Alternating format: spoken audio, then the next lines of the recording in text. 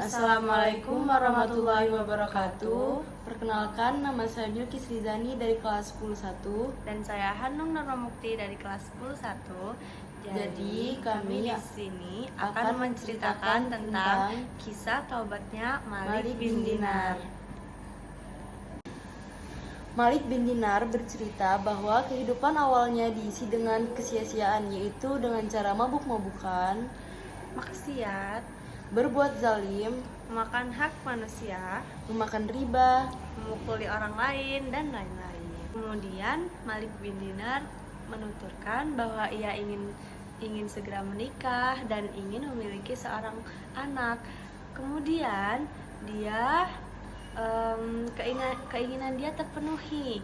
Dia segera menikah dan memiliki seorang buah hati yang ia beri nama Fatimah. Seiring berjalannya waktunya Fatimah semakin besar, semakin pula keimanan yang ada di dalam hatinya Malik bin Dinar.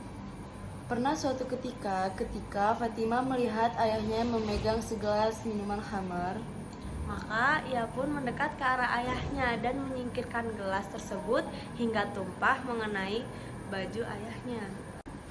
Seiring berjalannya waktu hingga umur Fatimah genap 3 tahun, kemudian Fatimah meninggal dunia.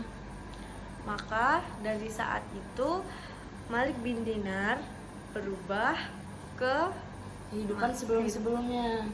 Ya. Kembalilah Malik bin Dinar seperti kehidupan sebelum-sebelumnya, hingga setan membisikkannya,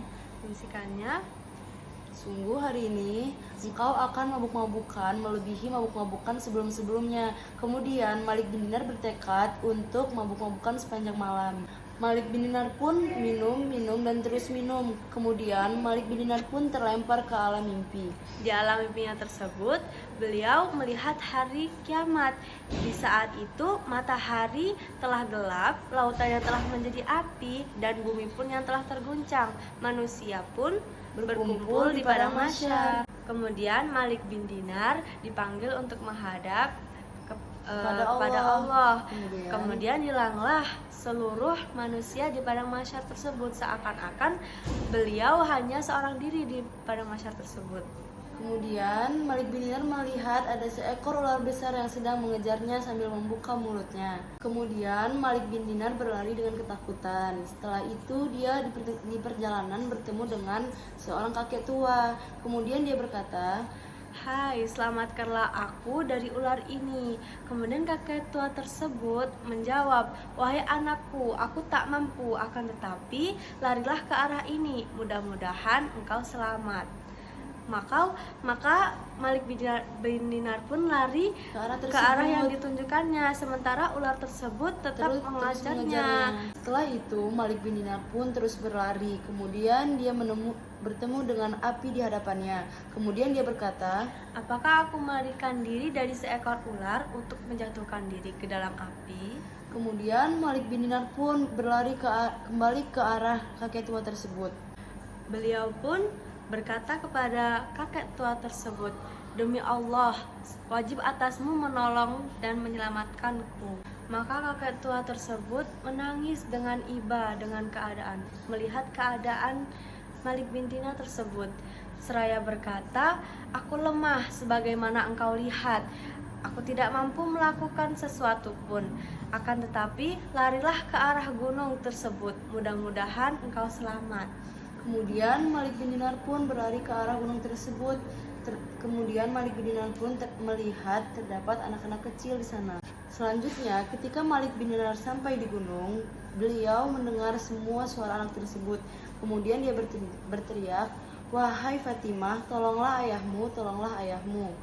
Selanjutnya, Malik bin Dinar pun mengetahui bahwa itu adalah putrinya, dan dia pun berbahagia karena dia mengetahui bahwa putrinya itu akan menyelamatkannya dari situasi tersebut. Maka Fatimah pun memegang tangan ayahnya menggunakan tangan kanannya.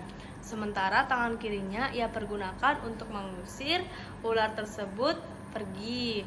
Sementara si ayahnya tersebut seperti mayit karena ketakutan. Lalu Fatimah pun duduk di pangkuan ayahnya sebagaimana yang dilakukan Fatimah saat di dunia dahulu. Kemudian Fatimah berkata kepada ayahnya, "Wahai ayah, belumkah datang waktunya bagi orang-orang yang beriman untuk tunduk hati mereka mengingat Allah." Quran surah Al-Hadid ayat 16. Maka Malik bin Dinar pun menanyakan kepada putrinya, "Wahai putriku, beritahukanlah kepadaku tentang ular itu." Fatimah pun berkata, "Dia adalah amal keburukanmu. Engkau telah membesarkan dan menumbuhkannya hingga hampir memakanmu." Kemudian, kakek tua tersebut adalah amal-amal solehmu, amal-amal soleh yang telah engkau sepelekan pada saat engkau hidup. Maka Malik bin Dinar pun terbangun dari tidurnya dan menyegerakan untuk mandi lalu sholat subuh dan bertaubat kembali kepada Allah. Saat Malik bin Dinar pergi ke masjid, bertepatan pula si imam masjid tersebut membacakan surah yang sama dengan surah yang dibacakan oleh putrinya. Dan dari situlah Malik bin Dinar pun bertaubat kepada Allah SWT dan berubah menjadi lebih baik. Sekian, terima kasih. Wassalamualaikum warahmatullahi wabarakatuh.